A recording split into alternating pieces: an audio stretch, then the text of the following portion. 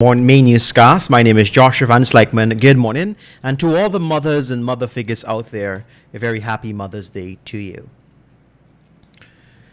Modec, the company responsible for building the floating production, storage, and offloading vessel for the UARA project in Guyana, earned a significant sum of 115 million US dollars in 2022 for its Guyana work.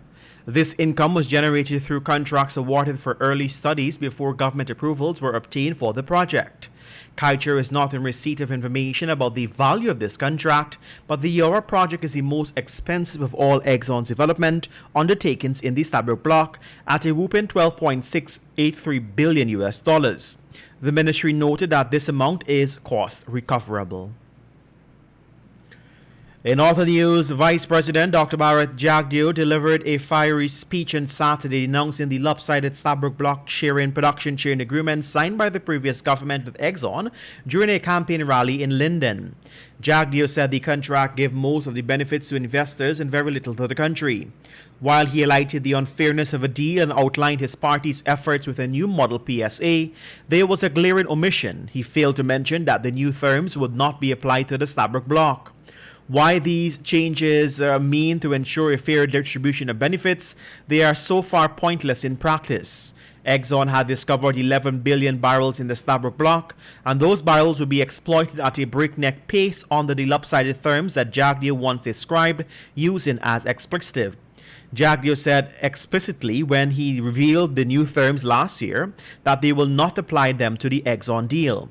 This, coupled with the government's opposition to Guyana getting an unlimited guarantee from Exxon in the case of an oil spill, and it raises serious questions about the government's commitment to protect Guyana. A U.S. fugitive was on Friday arrested in Guyana after being wanted for months in his home country for allegedly sexually assaulting a child. 52-year-old Bobby Allen Stark was arrested on the east coast of Demerara in the vicinity of Movitown. Stark is wanted on suspicion of sexual assault on a child bought by one that is in a position of trust. According to the Gazette, a U.S. news agency, Stark is wanted on suspicion of sexual assault on a child by one in a position of trust, according to the court records. The felony charge suggests a pattern of repeated abuse.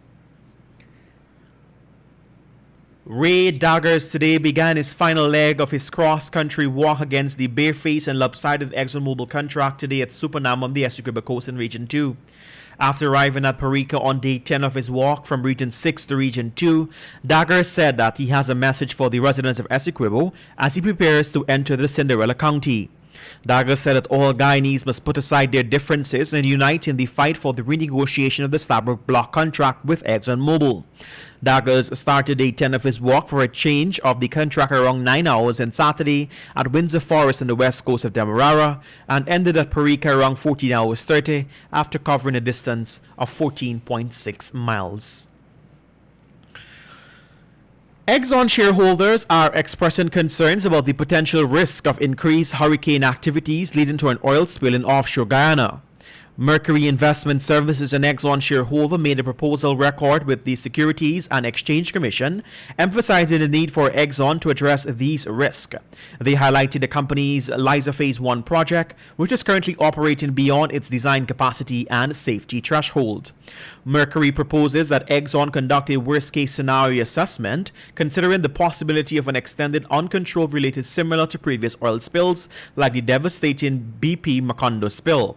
They argue that Exxon's existing spill scenarios only account for releases lasting 30 days, while the shareholders believes a more comprehensive assessment is necessary. And this is your main newscast. We continue with the news.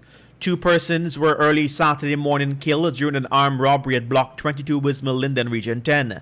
Dead are 87-year-old Johnson Bowen, known as Uncle Jono, and his 58-year-old son-in-law Munel De Santos.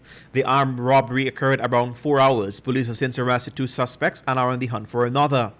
According to relatives, 3 masked men entered the deceased's home during the wee hours of the morning and demanded valuables. De Santos is a Brazilian national and a gold miner who recently returned to Linden from the interior.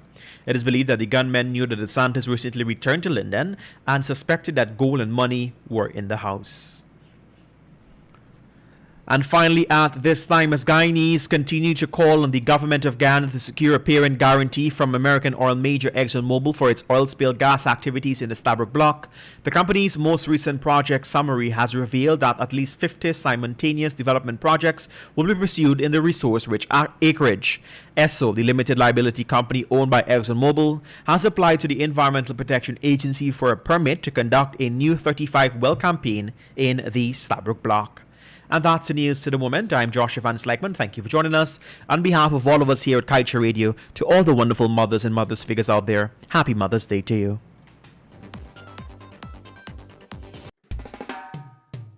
And that's the news of the moment.